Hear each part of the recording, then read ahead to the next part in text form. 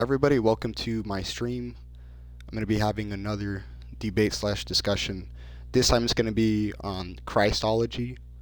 It's going to be on the Oriental Orthodox Christology versus the Eastern Orthodox Christology. I'll be representing the Oriental Orthodox Christology, so that would be Miaphytism.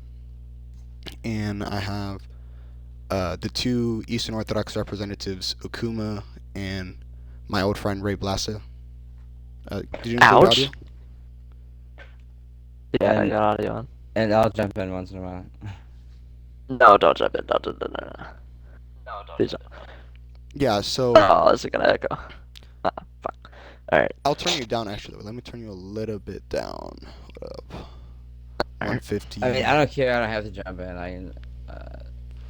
I don't really mind whoever jumps in this party, but so yeah, I'm gonna lay down my view.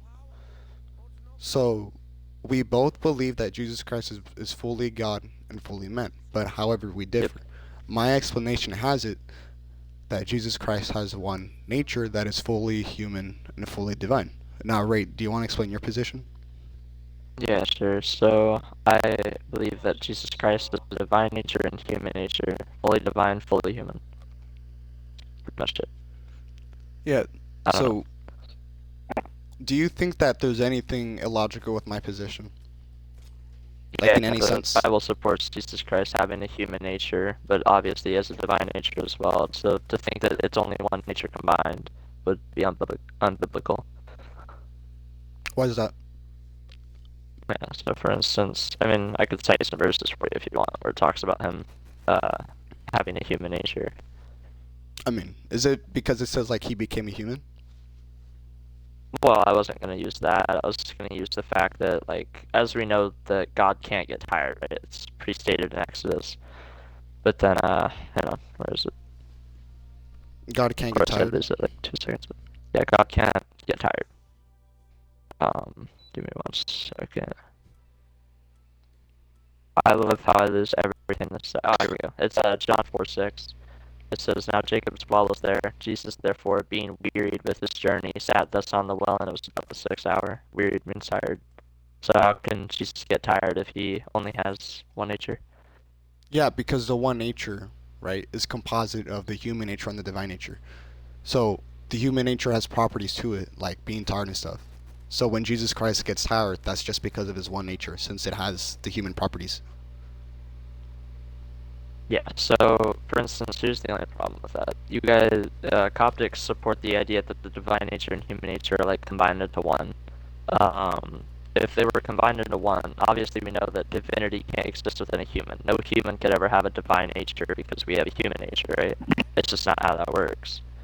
The divine nature would consist of the omni properties, all of that kind of stuff. Human nature can't have that, so that's why they're separate. If they were to be combined, then that would mean that human nature can also share the divinity. But I don't see how it being combined So I mean, like, leads to Ray, are you that. saying that? And mute project.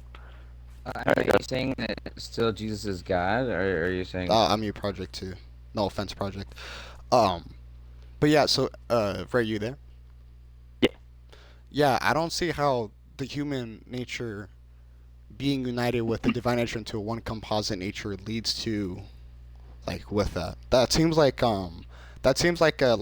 the immaculate conception type argument that Mary had to be sinless because no human can take on the divineness. You know, that's kind of what your argument seems like. Am I right or am I wrong? It's halfway right and halfway wrong. So I'm kind of positing the idea that because divine nature can't like exist in with the human nature as well, they can't be one. Kind of like how the Trinity works. You have 3 distinct persons that have one essence.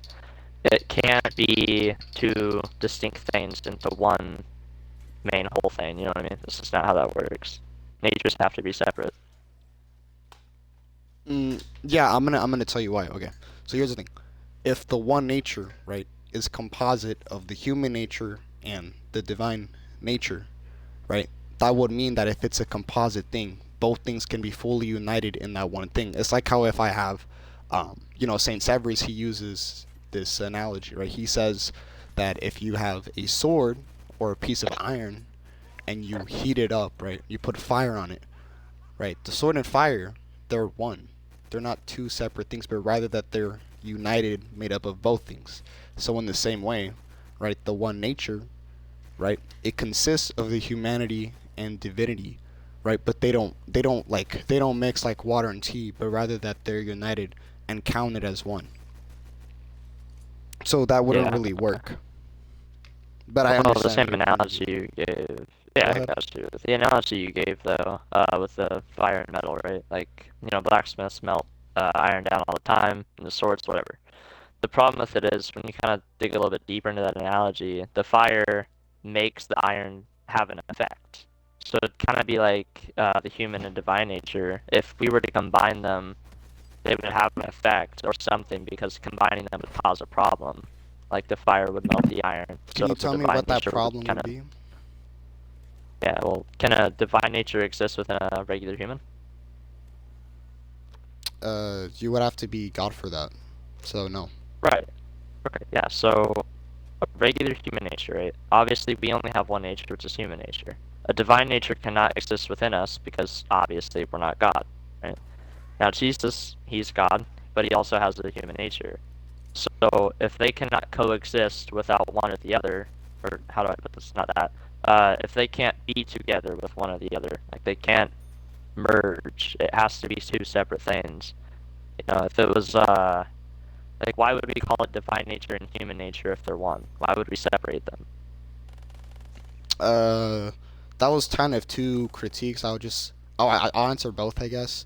So for the first one, for the first one, what's it called?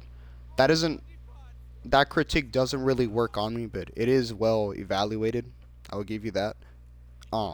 Because the person who's taking on the composite nature is God, right? So if the composite nature has the human nature and divine nature and the human properties and divine properties, right?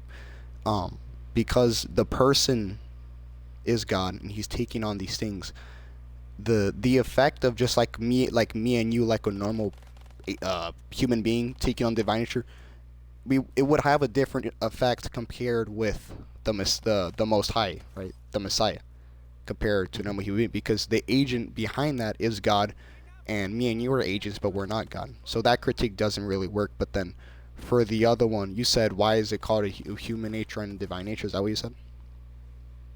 Yeah. I don't fully understand the question. In what sense? Sorry. Like, for instance, Coptics believe the divine nature and human nature are one nature, right? Yes, they're composite. Yeah. So as we look through history, the early church, it's part of the hypostatic union within Christian's doctrine. They separated it. They put two natures all throughout history until, the Coptics and the Orientals showed up. I don't understand why it would put such an emphasis on separating with two different names if they were one nature. Here's the thing. I didn't really have any father quotes. I could probably pull it up while we're discussing. I would have to wait for my phone to get turned on because I have notes on this, because my phone just died. But before Chalcedon, right? And for the viewers, Chalcedon is the Fourth Ecumenical Council. If you are a Catholic or an Eastern Orthodox, right? An ecumenical council is a council that's attended by all the bishops and is binding dogmatically for that church.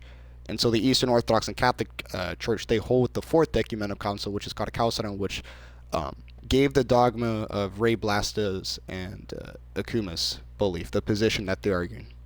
Right, so my position rejects that council. So that's what he means by Chalcedon, just a council that originally said what he's saying. But what was your question? Sorry, I kind of forgot. Well, Since I was letting letting them know was what. before that as well. So. Yeah, that too. I hold it of Ephesus. Go ahead. If you notice, the councils that the Coptics reject, obviously, for the specific reason of I don't even know how to say this, Miaphytism, yeah. The Council of Chalcedon, Nicaea, what was the other ones? I think Constantinople and Ephesus, right?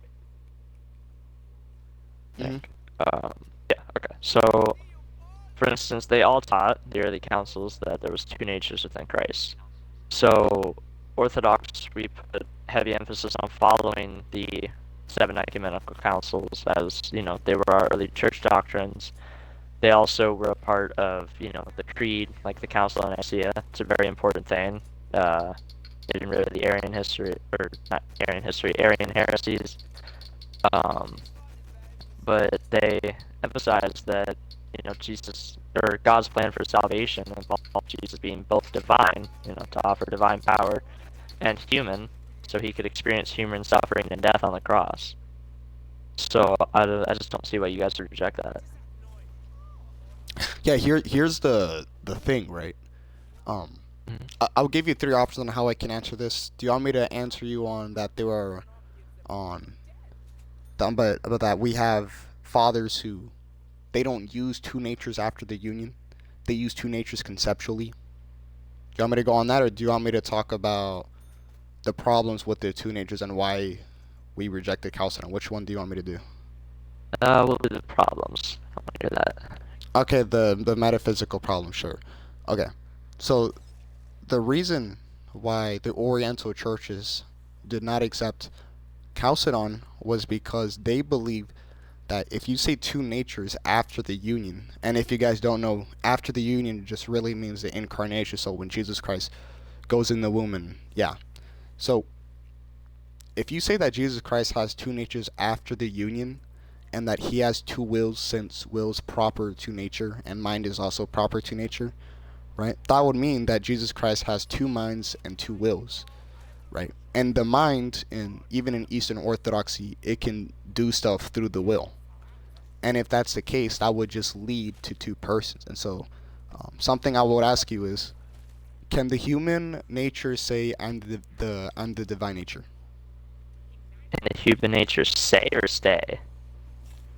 Yeah, can the human nature say I'm the divine nature?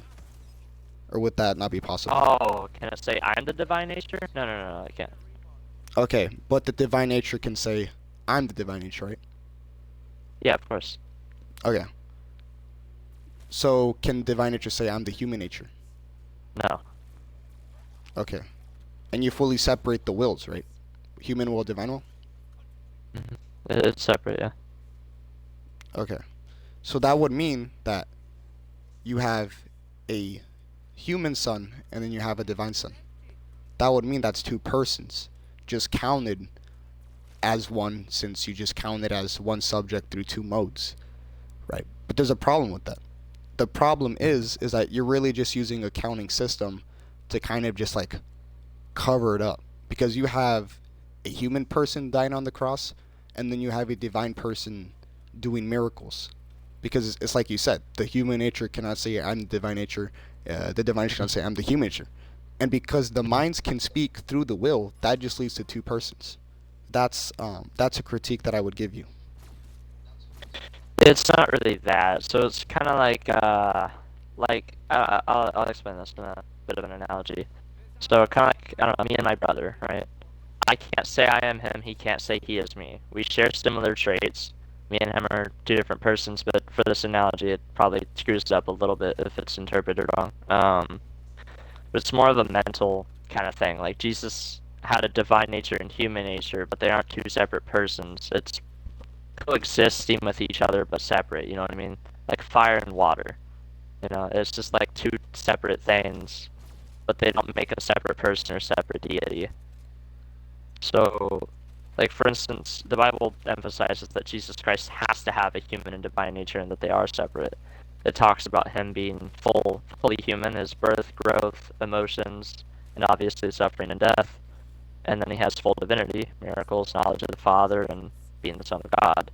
So if they were to be the same exact thing, in the Bible, neither of them kind of do the same thing. The divine nature is always doing miracles and claiming to be God in John 10:33, all that kind of stuff. And then the human nature, Jesus gets tired in John 4:6. Now let me open my notes. What is it? He gets thirsty in John 19:28. He gets tempted in Matthew 4:5-10, and we know that God cannot be tempted, so is the human nature. It's emphasized very clearly that they're separate and distinct. Yeah, what I would say to that, what I would say to that is that how do you deal with the mind problem? So Jesus Christ has a human mind and he has a divine mind, right? Where I believe he has one mind, right? But like for your position, you would say it's mind through will, right? So if Jesus Christ has two minds and they can form proper statements and you know who Pope Leo is? 14th, or which one are you mentioning? The Leo of Chalcedon, him specifically. What was his name? I think he was the third or Pope fourth. Leo. Hang on. Yeah. He might have been fourth. I don't remember the number he is. Let's see. But like, but in his tome, he says Leo that the first. Okay. he says something very similar to what you said, that the human nature does what is proper to the human nature, the divine nature does what is proper to the divine nature. And then he goes on to talk about how the natures can talk through the minds and stuff, right? But when you tell me that, oh, it's just because it's the natures, right? What are you counting as like an agent? Yeah, so I kind of see what you mean by this, but at the same time I don't. So the problem here, or well, what I count as an agent, actually emphasize what you mean on that, because I feel like I'll screw this up. What do you exactly mean? So like, I mean, there's like different definitions of agent. Like That's why I want to make sure. in my definition, like Eastern Orthodox and Orient, some things that have different definitions of agent. But I'll just tell you my definition. Maybe that'll work. A rational substance that can make choices. A rational being or substance, whichever one you want to use, that can make choices. What would you define agent as? Yeah, so, I mean, obviously, divine nature and human nature would be a part of one agent, because Jesus is making the choice. There's no other thing making the choice. The divine nature and human nature aren't making any problems or confusion in choice making, so it'd be one agent. Okay, so are you taking like an agent as my definition? Apparently, yeah. You said apparently? No, I want to know like what you actually take agent as. For the sake of the argument, I or mean, you're truly holding like to for that? the argument, like right for what we're going on about right now, yeah, I'm taking that definition. Okay. I just So, reposted post. No, I don't know. But if you have a rational, if we're defining agent as a rational substance that can make choices, right? Here's the thing: the minds, right?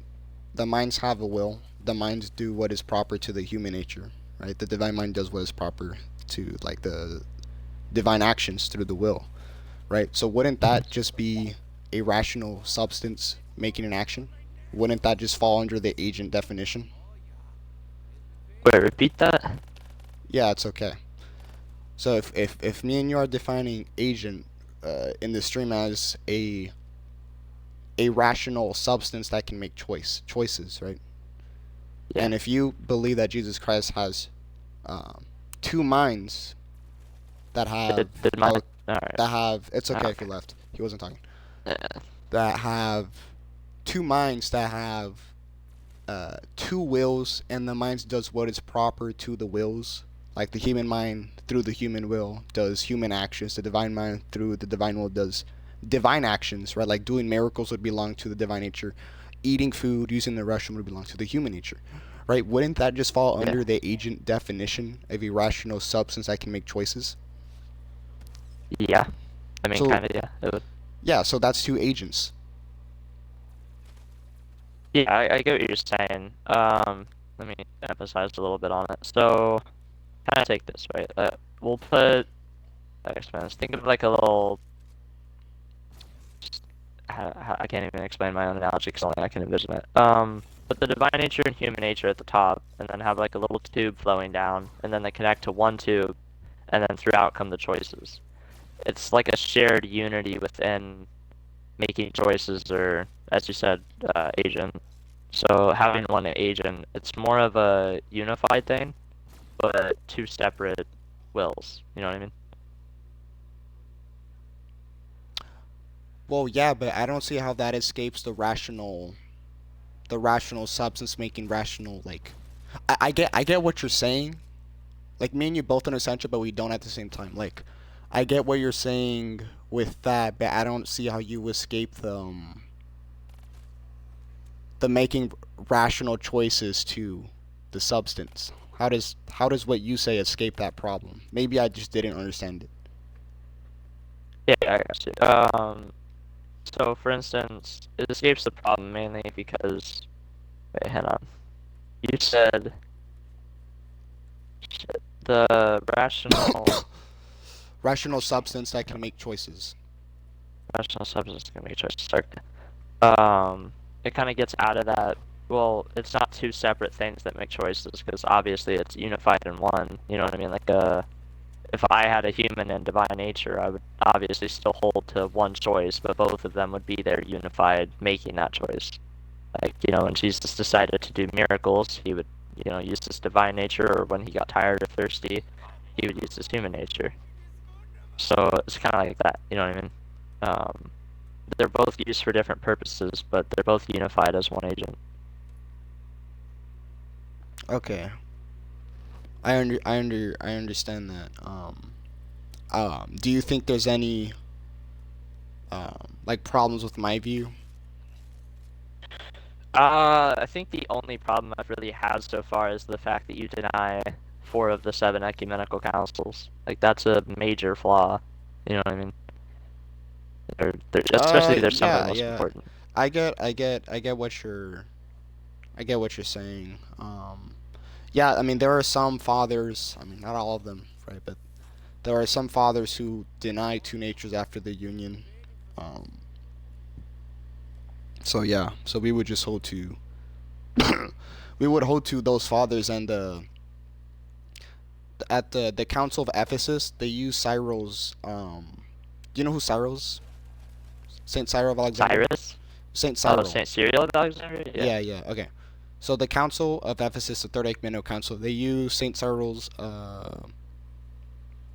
12 anathemas, and that council was mostly Miaphysite, right? And then you have the next council after that being Dyophytism. So I would just see that as like a contradiction. I would have to pull up the sources for the Ephesus though. But I'll pull up some sources real quick. So, at the... Wait, what was the council that you just mentioned a second ago? Ephesus. Sorry. Council of Ephesus. And you said they did what? They're sorry, Miaphysite.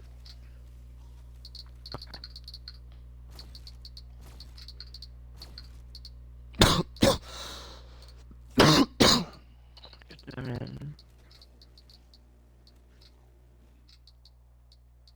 Okay, so they went against Nestorianism. Okay, and they shaped that. Okay, and I want to see what church fathers followed them. This is. Are you pulling something up or? Grabbing a bunch of sources just so I can it's kind of for both of us. I'll read them out and just see which church fathers supported this kind of stuff. Well, I want to read Saint Cyril really quick. So, hold on. Saint Cyril says in his third letter to Nestorius, Council of Ephesus, "We confess one nature of the Word of God made flesh." And then he goes on to say one incarnate nature. Right, but then Chalcedon went on to go and use Cyril's letter to interpret him as two natures, two fully distinct natures after the union. And then they had to have another council after that to even re-clarify their position because it was getting heated. Yeah, That would Chalcedon, be yeah. What's the council after Chalcedon? I gotta look it up. After, I think that's I think that might be this I think it might be Constantinople too, but I could be wrong. Yeah, I'm pretty sure it is. It's either Second Council of Nicaea or Constantinople. Yeah, it's Second Council of Constantinople, and then in the Second Council yeah. of Constantinople, they rephrase Cyril's two natures because everybody was confused by Chalcedon, and I don't really see why they would have to do that if Cyril's letters were clear that he was a Diophysite. I mean, Diophysite just means two natures after union. If you didn't know, for people watching. Okay, yeah. So they reaffirmed the Chalcedonian Creed, which defined Christ's natures having both divine and human natures. Yeah. Okay, hang on. So, wish Google would just start naming me the saints, like, very obviously, instead of making me read 30 paragraphs of this, but dope. It's all good. That's really annoying. That's why I need time to get sources, because this is what it does. That's not what I asked Google, but thank you.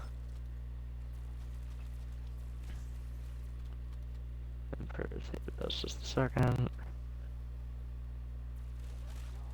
Yeah, okay, so... so Roman Emperor Theodosius II, just historian controversy. I think I know something that'll be better for this discussion because it is a lot of weight on your shoulders, and I'm not gonna beat you up for it.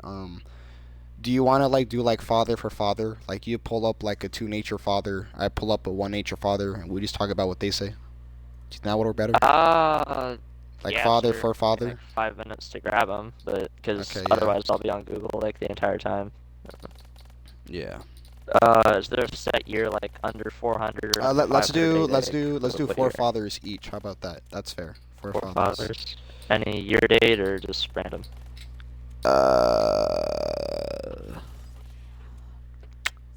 Are you pre? You can use before the year 600. Well, actually, no. You could use after Chalcedon. I don't care. Pre schism. So before 1054 for you could use. Okay. I can use I can use only before 451. Yeah.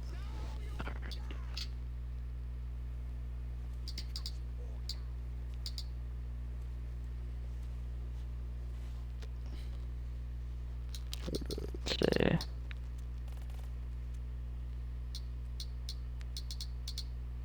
Okay, so we'll do these three. You want to do 3? No, I'm grabbing 4, but it gave me 3, so I got Okay. Yeah. Because Google's just absolutely great. I asked for 4 and it gave me 3. I love it. Okay. Yeah.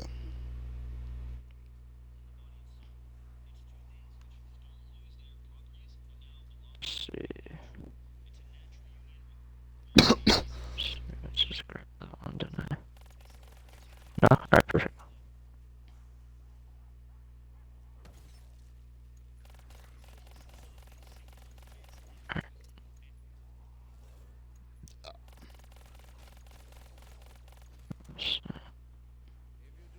Diminishes.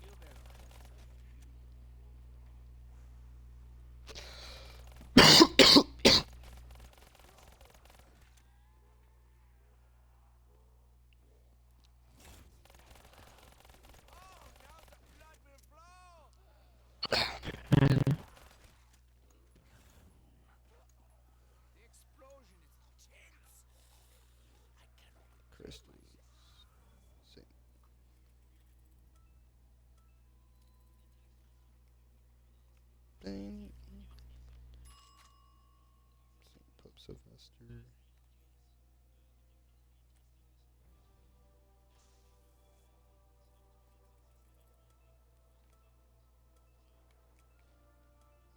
Alright, this one.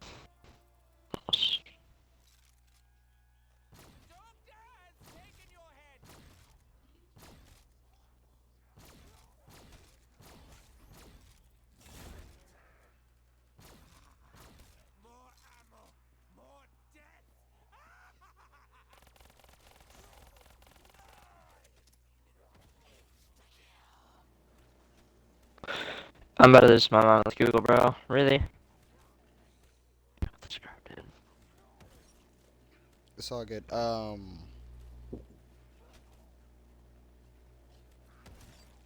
Do you want to like perhaps like set up a? This is kind of Yeah, my. I'm probably. I'm gonna blame this on myself, not you. Do you want Nah, to? you're good, man. Do you want to like set up like a actual like proper debate where we just have the sources? It was good in Yeah, like the because this middle is. and the end, and then it was really good, and then it just kind of flopped. Because like we don't have sources ready, so whenever we need to pull them up, it like Yeah, just screws us, and I thought it was that's why gonna. I was like Yeah, offering it up. Like I I was like, thought. nah, like give 30 Yeah, minutes, bro. I Like thought we were gonna be on metaphysics mostly, but I mean, guess not. That's fine. conversations will shift. That's why I wanted to get sources from everything, just in case like it shifted into one area, and then I was like screwed because I didn't have a Okay, source. okay. I'm gonna upload this, and then I'm gonna put part part one, and then part one, Alright, bet. right? And then we'll do part Bet. two. And you're not. I'm not accusing you. You're not gonna like tell me to like let's do a part two and not actually do it. I had a guy do that to me. That's why. Well, I mean, I have a decent reputation of debating on Xbox, so I don't think that'd get me far.